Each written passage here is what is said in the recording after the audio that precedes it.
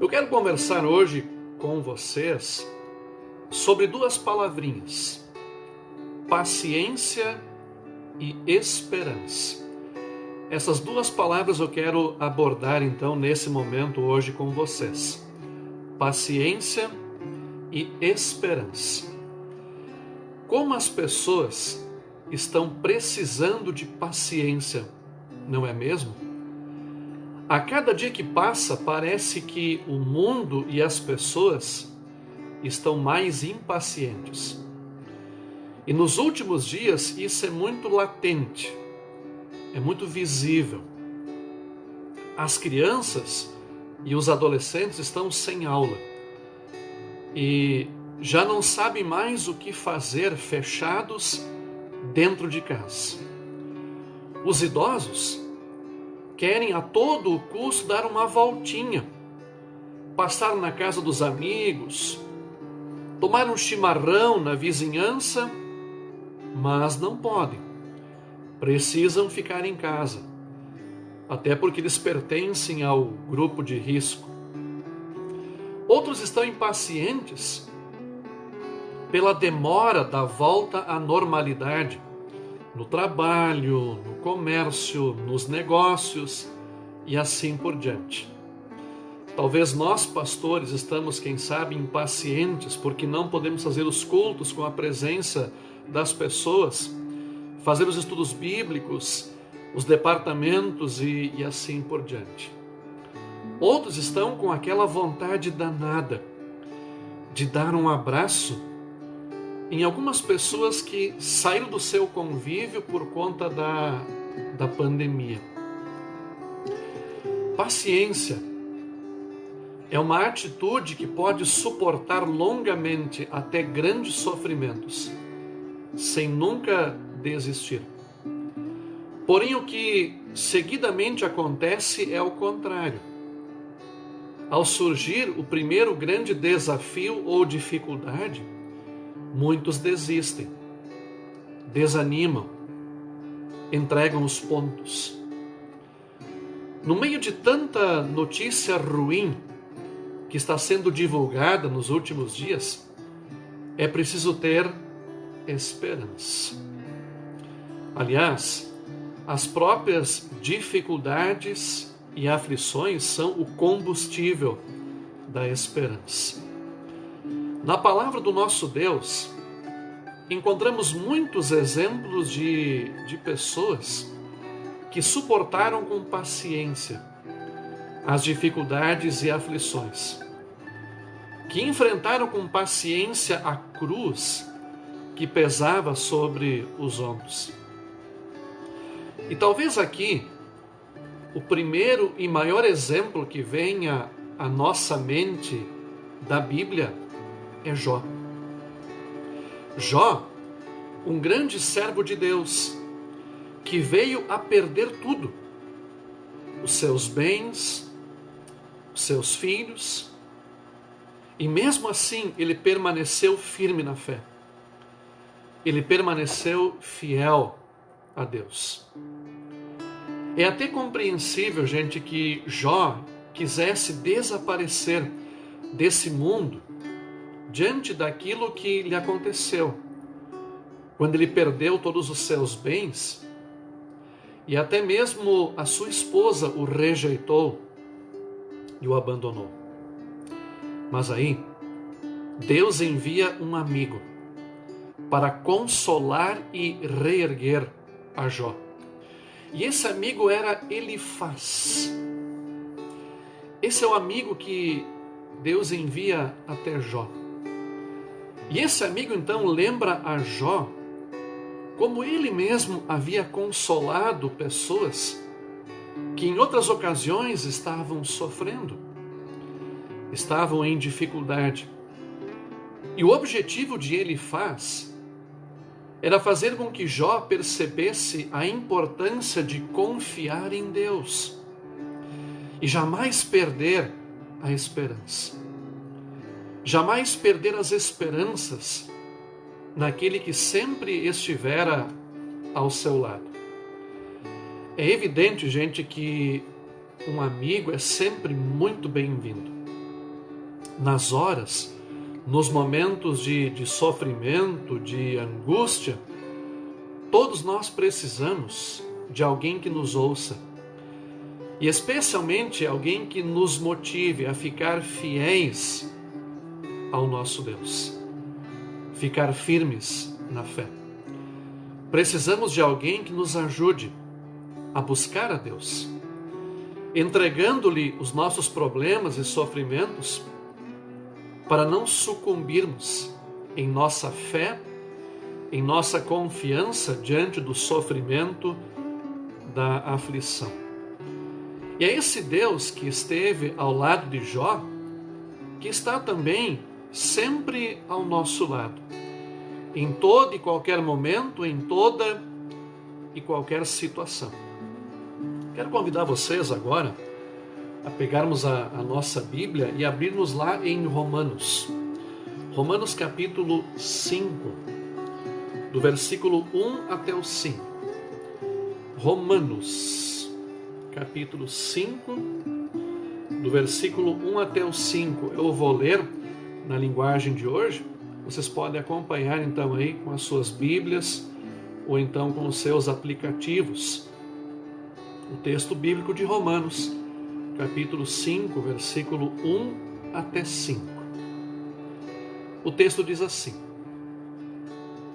Agora que fomos aceitos por Deus pela nossa fé nele, temos paz com ele por meio do nosso Senhor Jesus Cristo. Foi Cristo quem nos deu, por meio da nossa fé, esta vida na graça de Deus.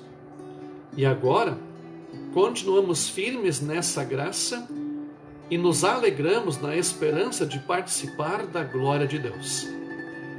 E também nos alegramos nos sofrimentos, pois sabemos que os sofrimentos produzem a paciência. A paciência traz a aprovação de Deus, e essa aprovação cria a esperança. Essa esperança não nos deixa decepcionados, pois Deus derramou o seu amor no nosso coração por meio do Espírito Santo que Ele nos deu. Vejam, os sofrimentos produzem a paciência. A paciência traz a aprovação de Deus. E essa aprovação cria a esperança. É por isso, minha gente, que nós não podemos perder a esperança. Tem até um ditado que diz: a esperança é a última que morre. Tudo pode ir, menos a esperança. Não podemos perder a esperança. Como nós ficamos ansiosos, impacientes, ao ponto até de ficarmos doentes quando passamos dificuldades, não é mesmo? Parece que o problema, a dificuldade, vai durar uma eternidade. Por isso Deus quer e precisa nos convencer que este sofrer é breve. Paciência, esperar, aguardar. Uma vida cheia de sofrimentos, mesmo que ela alcance 90, 100 anos, comparada com as promessas de Deus, é muito breve. Tudo aquilo que Deus nos promete, tudo aquilo que Deus tem guardado para nós, é maravilhoso. E os sofrimentos ficam no nada, diante de tudo aquilo que Deus tem guardado para aqueles que nele confiam, para aqueles que estão com Ele através da fé. A Bíblia, a gente também diz que a esperança dos maus dá em nada. Maus aqui é descrentes. Está lá em Provérbios capítulo 11, versículo 7. Ou seja, a esperança dos descrentes, dos que não creem, dá em nada. Por quê? E aí a Bíblia mesma nos responde: se a nossa esperança em Cristo só vale para esta vida, nós somos as pessoas mais infelizes desse mundo. Um texto de Páscoa, um texto que a gente leu e ouviu no último domingo, no culto de Páscoa. O cristão, ele não fica olhando apenas para o céu, na expectativa de que as coisas só vão melhorar na vida eterna. Mesmo quando o céu é a esperança das esperanças, um incomparável consolo diante da terrível aflição, mesmo assim, o seguidor de Cristo, o cristão, carrega algo nele que as pessoas tanto desejam e não têm, não possuem porque justamente não creem. Atitudes que aparecem claramente na hora quando falta dinheiro, quando falta saúde, quando falta paz, segurança, honestidade, felicidade e assim por diante. O apóstolo Pedro escreve que Deus nos ofereceu uma nova vida. E por isso o nosso coração está cheio de uma viva esperança. O nosso coração está cheio de uma viva esperança. E essa nova vida, gente, ela aparece em atitudes que se apresentam nas relações da família, da sociedade e da própria igreja. O nosso coração está cheio de uma esperança viva. Essa esperança que o próprio Deus coloca no nosso coração, através da fé, através da confiança que nós temos. Essa mesma fé que Deus implantou no nosso coração. Na verdade, gente, a esperança cristã, a esperança que nós temos pela fé, ela não é egoísta. Ela não é individualista. Essa esperança não é interesseira, ou seja, uma esperança que olha apenas para si mesmo. Até porque, se o sofrimento e a paciência produzem a esperança, o texto complementa que esta fé, ela não nos deixa decepcionados, pois Deus derramou o seu amor no nosso coração. Deus derramou o seu amor no nosso coração. O nosso coração foi inundado com esse amor de Deus, com esse amor de Jesus. Sem dúvida, gente, quando nós estamos, ou quando todos estão decepcionados e impacientes com tanta notícia ruim, surge então esse amor divino, esse amor que não fica apenas nas palavras, mas que se apresenta, se expressa de forma concreta, de forma consoladora.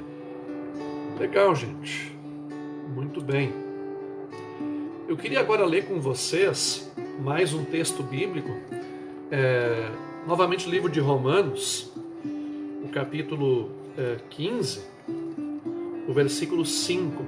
Por favor, quem tiver a sua Bíblia aí, Romanos capítulo 15, o versículo 5 e o versículo 6. Romanos 15, 5 e 6. O texto diz assim: que Deus, que é quem dá paciência e coragem, ajude vocês a viverem bem uns com os outros, seguindo o exemplo de Cristo Jesus. E isso para que vocês, todos juntos, como se fossem uma só pessoa, louvem ao Deus e Pai do nosso Senhor Jesus Cristo. Vejam, minha gente, Deus que é quem dá paciência e coragem. nos ajude a vivermos bem uns com os outros. E todos juntos louvemos ao nosso Deus e Pai, sabendo que esse Deus, que esse Pai está conosco, que esse Deus, que esse Pai sempre nos acompanha, que Ele não deixa desamparados os seus filhos e filhas, e por isso sempre Ele está disposto a nos encher de coragem, nos encher de paciência e de esperança, para a gente viver, e para a gente suportar as aflições, as dificuldades que vêm sobre a nossa vida, que se abatem sobre nós em todo e qualquer momento.